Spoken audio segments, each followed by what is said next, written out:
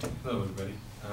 Today I'm supposed to be talking about the fire department, and the way that actually I got into this was back when I was a kid. I went to St. Philip and Easy School. I don't know if any of you know it. It's over there on Gilbert and Commonwealth. And I was 6 years old when I thought we were having a fire drill, and it turned out shit got real. So, and I run outside our classroom, and I was in, I think, third grade it was, and I remember seeing the St. Philip and Easy Church burning down, and we run out there, and we're all just on the blacktop and just looking at this whole building burning down, and we're seeing all these people running out, and the only people that I saw actually running in was the firemen. And so, you know, I was a little Cub Scout at the time, and I was always thinking about how to help someone, you know, maybe saving a life would be pretty cool one day. And so, yeah, that pretty much began my search into the history of firefighting, the tools used to save lives, and also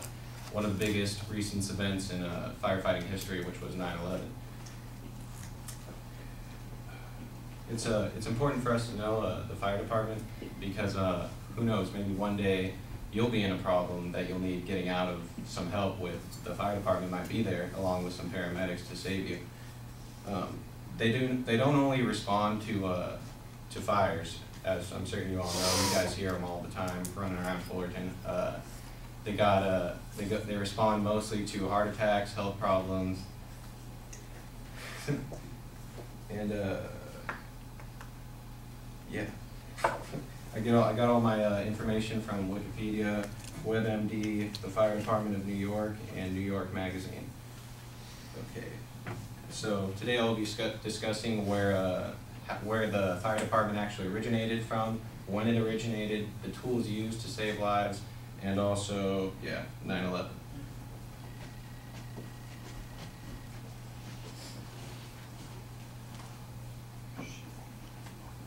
Pick me. Yeah.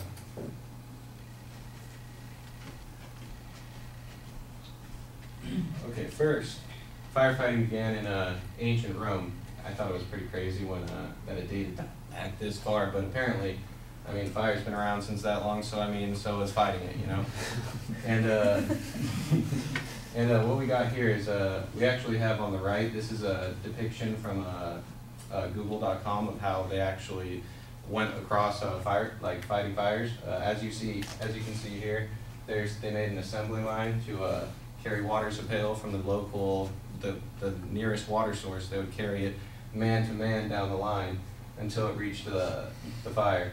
And also they had this interesting tool right here, which is they called it a hook, which if someone was in the top of the building and it was burning and they can't get it out, they would hang on to the hook and pull them out. Sadly, though, that didn't work all the time. They would grab onto it and fall to their death, so that wasn't really too effective.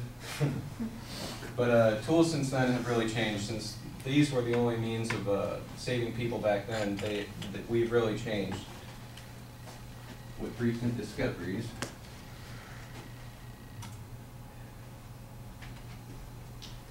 Here we see the current tools that firefighters use. You can see we have our Jaws of Life, our hydraulic press tools. The Jaws of Life right here they're actually used to get people out of small places and tight places during a fire.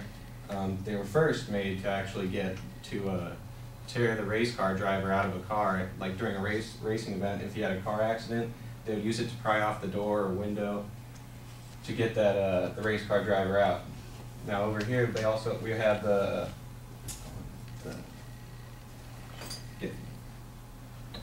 we'll just call this firefighting suit. And this suit is not fireproof, so I mean, don't think if the building's going to burn down and collapse on you, you're not going to be alive, because it's only resistant to 600 degrees Fahrenheit, and if any fire comes into contact with that, it's going to burn and eventually wear away. Also, we have the oxygen tank and his gas mask, two key implements in going into a burning building, considering they're the ones running in while you're the one running out. They need to be able to breathe in there, and also to be able to see. The most used tool today is the fire axe, because during burning buildings, nobody wants to go near the door, or if they try to go to the door but they can't get out, because either A, the fire's on the other side of the door, or B, the handle's too hot to even try and open the door. And so what the firemen do is they come in there, bust the door down, and get you out, basically. And, oh yeah, the helmet.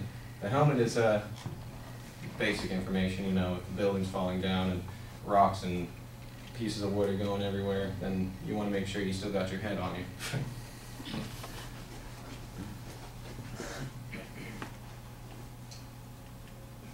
I also have a video of a 9/11 here, of the South Tower falling. My link isn't working here. I think you have to push Control and then click on the link. I don't think it's working here. Out of the text box. Enable editing.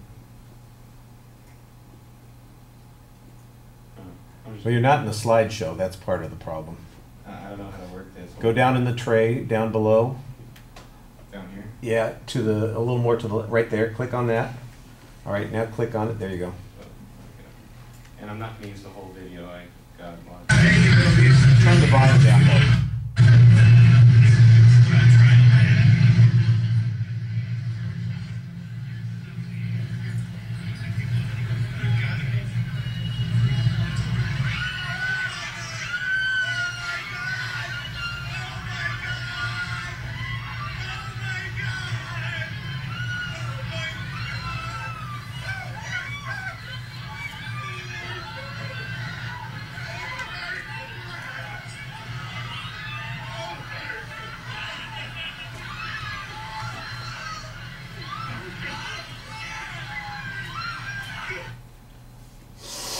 Here we see the South Tower of the Twin Towers in New York falling. It burned for 56 minutes before it actually hit the ground. It took 12 seconds to fall and before it hit the ground. So I mean, that just gives you a rough idea of how tall that building really was. And 2,753 people in total died that day. And of those 2,753 people that were running out of that building, 343 fire department officials were running into that building trying to save those people that were in there. And as a result of 9/11, we have commemorated a memorial to those brave souls that were lost that day. And I also have it right here. I'll show it for you guys.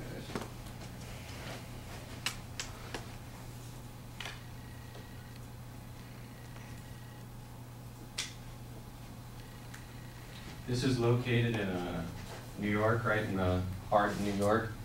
And I'm sure you all recall this picture. This is after both of the towers were extinguished. The fire department was putting up the flag to show that our country was still standing, that this can't break our country. And yeah, without them, you know, I mean, nowadays a lot of people would be dying when we could surely prevent it had we had the training. And yeah, I mean, maybe one day when you come into contact with a fire department, you'll pay your respects.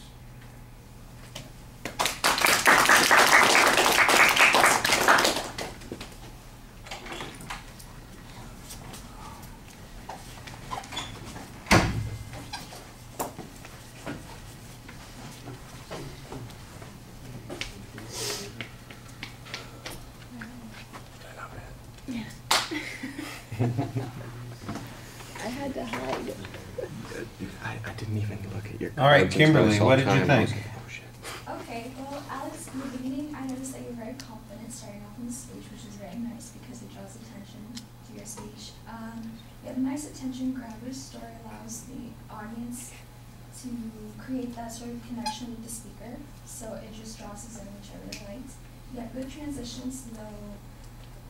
What I didn't like is that you stated the sources all at once, rather than just waiting when you actually said the information. I thought that was kind of jumbled up a little bit. And when you were talking about the tools and if you're using PowerPoint, that was a good way to incorporate the PowerPoint into the speech. And so Another thing that I didn't like was the running back and forth with the projector. Yeah. I think that kind of broke the focus of the audience attention on your speech and your PowerPoint. And I also noticed that once you got further into the speech, you got more comfortable and you started relaxing, and you looked really interested in your topic, so that helped us become more involved with you in the speech. And so I liked the closing. It was very dramatic and it was very heartfelt.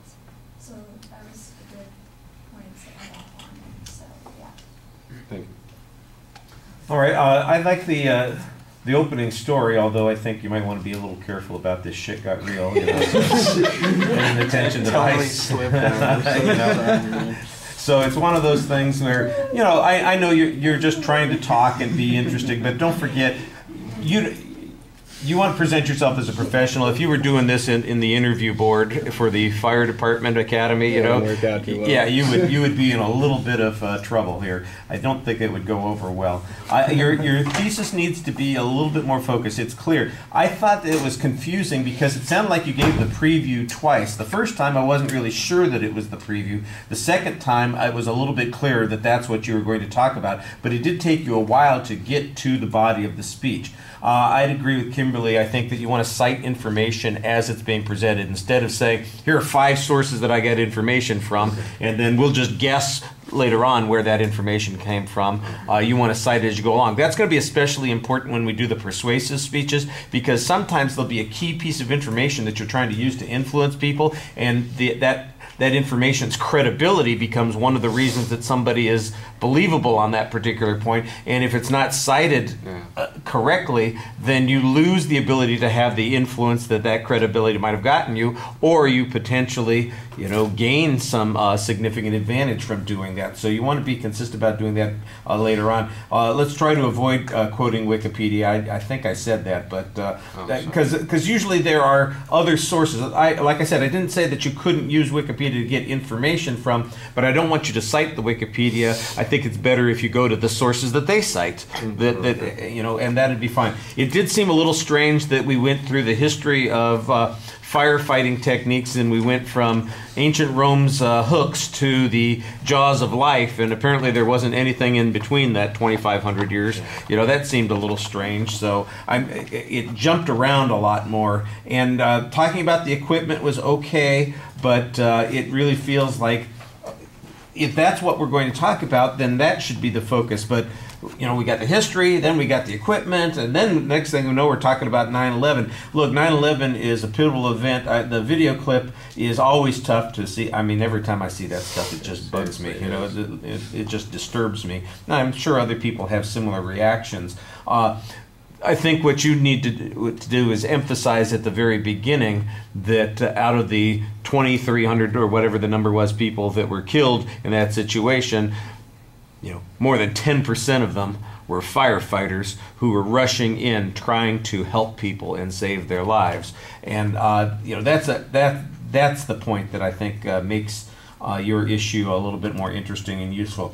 It feels a little random. It's like I've got some information, I'm going to talk about it, I'm interested in these things, but you haven't really pulled it together as a speech, and it's not as coherent as it needs to be. The subject is good, and I think you do an okay job talking to the audience. You need to practice, obviously, with the visual materials. Now, we have another speech where you can do that if you want, and it might be a good idea for you to do that. You could choose that option if you want. All right, thank you.